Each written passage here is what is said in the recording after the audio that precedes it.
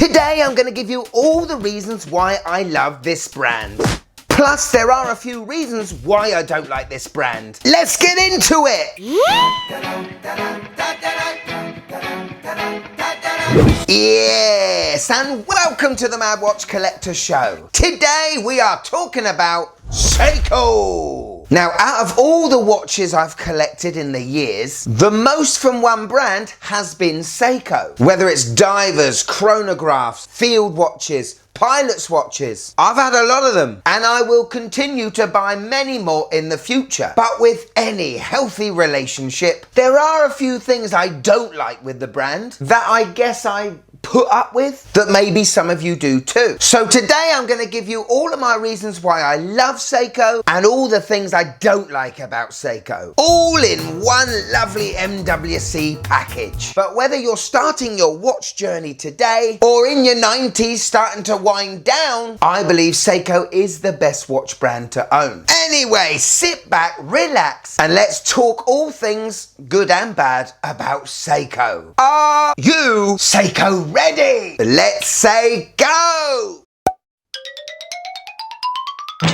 So the first thing I love about Seiko is its history. Founded in 1881 by a 21-year-old Kintaro Hattori, for a brand to continually produce watches throughout the decades without closing down from the likes of wars, quartz crises, it's an unbelievable achievement. But to get seen and liked around the world, well, they couldn't just make any old watch. They had to compete and innovate alongside those Swiss watchmakers. Because if they didn't, they wouldn't have been taken seriously. Not by the Western market anyway. But moments like, 1956, when they created the Dieter shock mechanism to make watches more shock resistant. They made the first quartz watch in 1969. In the same year, they marketed the first automatic chronograph, which was the first automatic chronograph to go in space. They revolutionized watchmaking in the kinetic movement, combining conventional mechanics with electrical power, and we can't forget the spring drive. Not only were they and still are innovators in the watch world, but no matter what anyone says, they still make affordable watches that coincide with the watch market. I think without the likes of Seiko, I don't think there will be many other brands around today outside of Swiss watchmaking. Another thing I absolutely love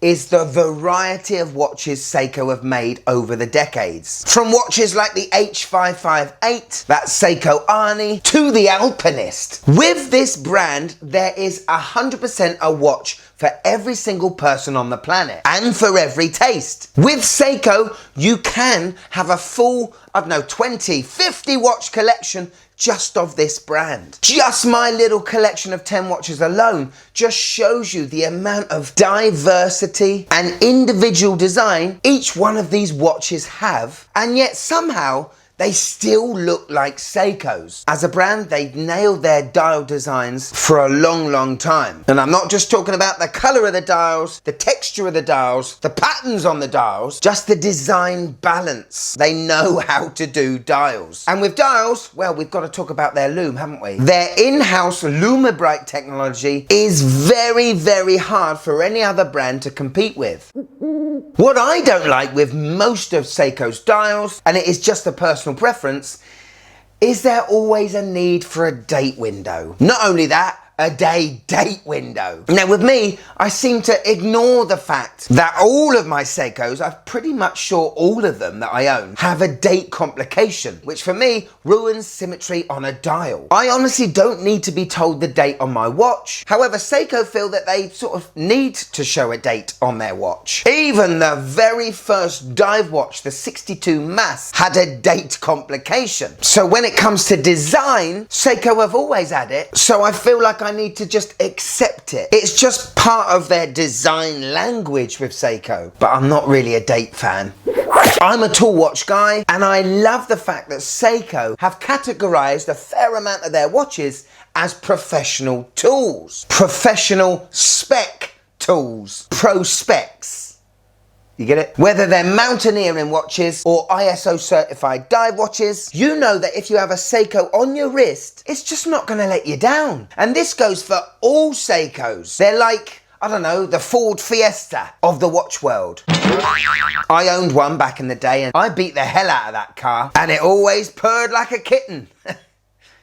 Maybe a grizzly bear. You'll never hear someone say, I had to take my Seiko watch back because the movement wasn't working properly. It just doesn't happen. Now, something that I guess I've been very lucky with over the years is Seiko's quality control. There have been many stories and reviews from the likes of one of my favourite reviewers, Jody at Just One More Watch, that has bought Seiko watches with misaligned bezels, misaligned cyclopses, and while the price of Seiko is increasing, like all watch brands are to be fair, the quality control issues still seem to be happening. But Seiko are such a big brand and most people buy their watches from such a reputable company and authorized dealer that if you have a problem with your Seiko, we just send it back. Get a refund, swap it for another one, and stop your moaning, that's what I say. The big thing I don't like with Seiko is their movement price structure. To get a 4 Hertz movement in a Seiko watch, you're gonna have to pay 12, maybe 13, 1400 pounds sterling, which does make you go a little...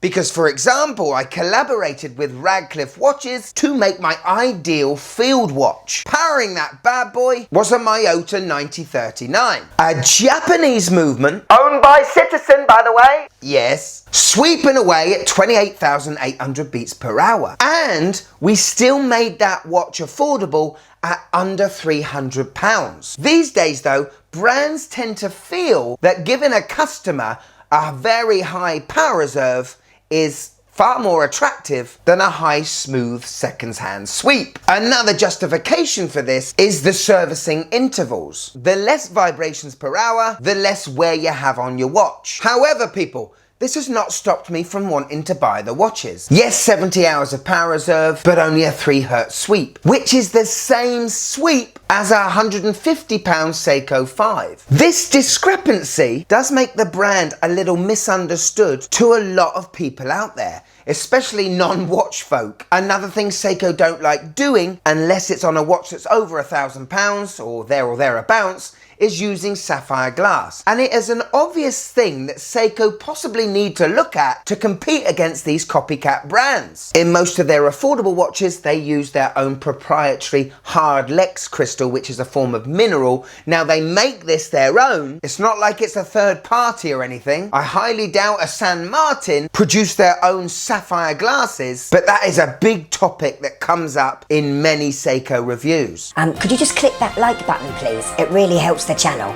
Thank you. Now here's a big one for you and why I love Seiko. Because without Seiko, there wouldn't be the Microbrand boom you see today. Call it genius, call it stupid, but Seiko came out with the NH35 movement. An affordable, hackable, hand-wind automatic movement that independent watch brands could buy in bulk and put in their own watch designs. If it wasn't for Seiko's NH35, well, we wouldn't have the Helm Vanuatu, we wouldn't have Laurier. Hundreds of microbrands started up because of that NH35. Now, they may have moved on since then to a Miyota or a Sellita, but Seiko really did give opportunities to watch brands we now know and love, and you've got to respect that. Now, when it comes to the stupid part, and I don't know how and why it happens, why Seiko just doesn't throw the book at these brands, like your San Martins or your Addis Dives, that create like-for-like copies. These are non-Seiko watches, made God knows how or who by. You got to remember that. But these copycat brands